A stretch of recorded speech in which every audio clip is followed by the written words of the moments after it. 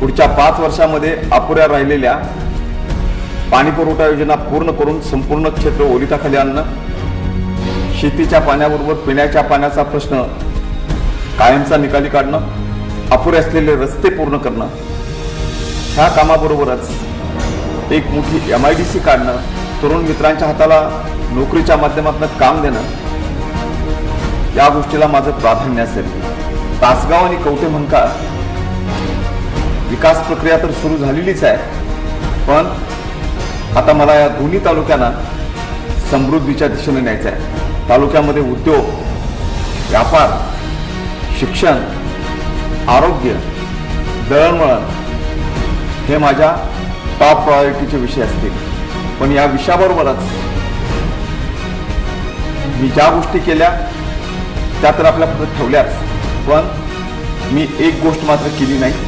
गावागावामध्ये संघर्ष वाढतील, गटातटाला प्रोत्साहन मिळेल, या गोष्टीला मी कधीही प्राधान्य दिलं नाही। एकमेकाच्या सुखदुःखाला धावून जाणारं गाव तयार करणं, तंटामुक्त तालुका आणि जिल्हा बनवणं आणि त्याचबरोबर विकासाची राहिलेली कामं पूर्ण करून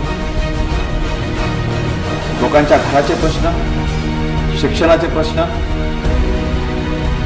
आणि बेकारीचे प्रश्न, या प्रश्नाला प्राधान्य देणं, ही कामं तर मला करायचीच आहेत। पण अलीकडच्या काळामध्ये थोडंसं MSEBच्या बाबतीत लोकांच्या काही अडचणी निर्माण झाल्या, म्हणून एक मोठं सबस्टेशन करून सातत्याने मिळणारा विद्युत पुरवठा, याही कामाला माझं प्राधान्य राहील। पुढच्या 5 वर्षात महाराष्ट्रातला एक समृद्ध मतदारसंघ हा तासगाव कवठेमहांकाळ असेल आणि त्याच दृष्टीने मी केलेल्या नियोजनाप्रमाणे आज तालुक्याची वाटचाल सुरू आहे।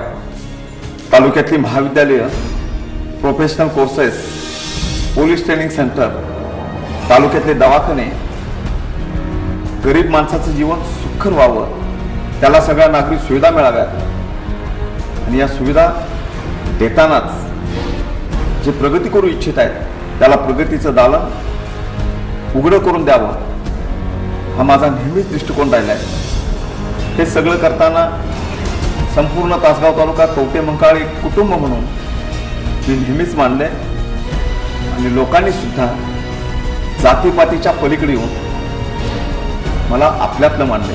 गेली 25 वर्ष या परिसरातल्या जनतेने माझ्यावर केलेलं प्रेम बघून मी या तालुक्यातल्या जनतेचं खूप मोठं देणं लागतो।